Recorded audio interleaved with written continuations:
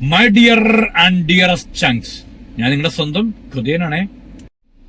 ഇപ്പോൾ നടന്നുകൊണ്ടിരിക്കുന്ന വെക്കേഷൻ മൂഡാണ്. എല്ലാവരും അടിച്ചു പൊളിച്ച് മിനിച്ച് കറങ്ങാൻ പോക്കും പടത്തിന് പോക്കും അങ്ങനെ ഒരുപാട് കാര്യങ്ങളുണ്ട്.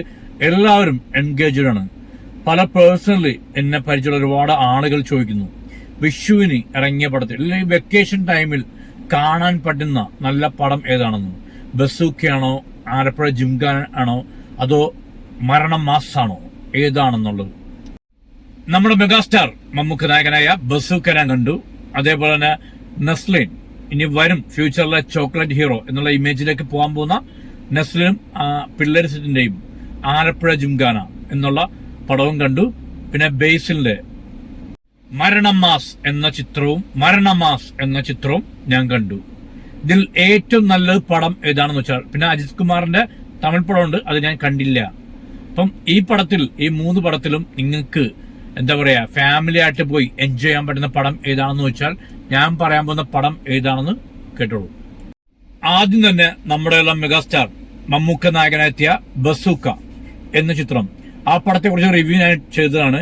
ആ പടത്തെ കുറിച്ച് പറയുകയാണെങ്കിൽ ഫസ്റ്റ് ഹാഫ് ആവറേജിന് താഴെയാണ്, സെക്കൻഡ് ഹാഫ് ആണ് പടം കയറി കൊളുത്തുന്നത്. അത് ഞാൻ പറഞ്ഞല്ലോ, ഗെയിമിംഗ് ജോണറിൽപ്പെട്ട പടമാണ്. പടം എത്രമാത്രം ആൾക്കാരെ എങ്ങനെ പറയാ ഇമ്പാക്ട് ചെയ്യിക്കും എന്ന് എനിക്കറിയില്ല. അങ്ങോട്ടേക്ക് എനിക്ക് വലിയൊരു പ്രതീക്ഷയില്ലായിരുന്നു. പടം ബസൂക്ക പടത്തിന്റെ വലിയ ഹൈപ്പൊന്നും കൊടുത്തില്ല. എന്താ പറയാ, ഒരു ആവറേജ് എക്സ്പീരിയൻസ് ആണ് എനിക്ക് തോന്നിയത്. സെക്കൻഡ് ഹാഫ് എനിക്ക് ഇഷ്ടമായി പടം. ഫസ്റ്റ് ഹാഫ് ഒരു തണുപ്പൻ ഒരു പ്രതീതിയാണ് എനിക്ക് ഫീൽ ചെയ്ത്. ആ പടം കണ്ടിറങ്ങിയ ശേഷം ആ പടത്തിലെ ക്യാരക്ടറൊന്നും നമ്മുടെ ഉള്ളിന്റെ ഉള്ളിൽ ഇമ്പാക്ട് ചെയ്യാൻ സാധിച്ചില്ല. അതാണ് എനിക്ക് തോന്നിയിട്ടുള്ളത്. കാരണം വെച്ചാൽ ഒരു ക്യാരക്ടറും നമുക്ക് പടം കണ്ടിറങ്ങി കഴിഞ്ഞാൽ എന്തെങ്കിലുമൊക്കെ ഒരു ക്യാരക്ടർ നമ്മുടെ മനസ്സിനുള്ളിൽ വേണം. അത് ആ ഫീൽ എനിക്ക് കിട്ടിയില്ല. ബസൂക്ക എനിക്ക് ടോട്ടലി തോന്നിയ ഒരു എബോ ആവറേജ് എക്സ്പീരിയൻസ് ആണ് എനിക്ക് കിട്ടിയത്. വൺ ടൈം വാച്ചബിൾ മൂവിയാണ് ബസൂക്ക. രണ്ടാമതായി പോയി കണ്ടത് നമ്മുടെ ആലപ്പുഴ ജിംഖാന. നമ്മുടെ ഈ പരിസരത്തെല്ലാവരും ഷൂട്ടിംഗ് നടന്നുകൊണ്ടിരുന്നത്. സെക്രി ബസാർ ആ ലൊക്കാലിറ്റി അങ്ങനെയുള്ള കാര്യങ്ങളിലാണ് കൂടുതൽ ആ പടത്തെ കുറിച്ച് പറയുന്നത്. സെക്രി ബസാർ എന്നുള്ള പേരും പറയുന്നുണ്ട്. സെക്രി ബസാറിലാണ് എന്റെ വീട്, അതിലെനിക്കൊരു അഭിമാനം തോന്നുന്നുണ്ട്. ഈ പടത്തെ ആലപ്പുഴ ജിംഖാനയെ കുറിച്ച് പറയുകയാണെങ്കിൽ, ഖാലിദ് റഹ്മാൻ ഡയറക്ട് ചെയ്ത ആലപ്പുഴ ജിംഖാന നമ്മുടെ ഈ ലൊക്കാലിറ്റിയിലാണ് ഷൂട്ട് ചെയ്തത്. ആ പടത്തെ ഷൂട്ടിംഗ് ഞാൻ പോയി കണ്ടിട്ടുണ്ടായിരുന്നു. ഒന്ന് 2 സീനിൽ അഭിനയിച്ചിട്ടുണ്ട്. പക്ഷെ ആ പടത്തിൽ ആ സീന് ഇല്ല. അതൊന്നും കുഴപ്പമുള്ള കാര്യമൊന്നുമല്ല, അതൊന്നും വിഷയമില്ല, വിഷമവും ഇല്ല. പടത്തിൽ അഭിനയിക്കണം എന്നുള്ള ആഗ്രഹം ഇല്ലാതാണ്. എന്നാലും ആ പടത്തെ കുറിച്ച് പറയുകയാണെങ്കിൽ നല്ലൊരു അത്യാവശ്യം എന്റർടൈൻമെന്റ് പാക്കേജ് ആണ്. കോമഡിക്ക് മുൻതൂക്കം നൽകി അവസാനത്തെ ഒരു 45 മിനിറ്റ് അല്ലെങ്കിൽ 50 മിനിറ്റ് ബോക്സിങ്ങിന് ഇമ്പോർട്ടൻസ് നൽകിയ ഒരു കോമഡി ഫാമിലി എന്റർടൈൻമെന്റ് മൂവിയാണ് ആലപ്പുഴ ജിംഖാന. പടം ബോറടിയില്ല. ആൾക്കാരെ ത്രസിപ്പിക്കുന്ന എല്ലാ ചേരുവകളും അപ്പടത്തിൽ കോർത്തിണക്കി വെച്ചിട്ടുണ്ട് ഖാലിദ് റഹ്മാൻ എന്ന ഡയറക്ടർ. അങ്ങനെ ഫൈനലി പോയി കണ്ട പടം ബേസിൽ ജോസഫ് നായകനായെത്തുന്ന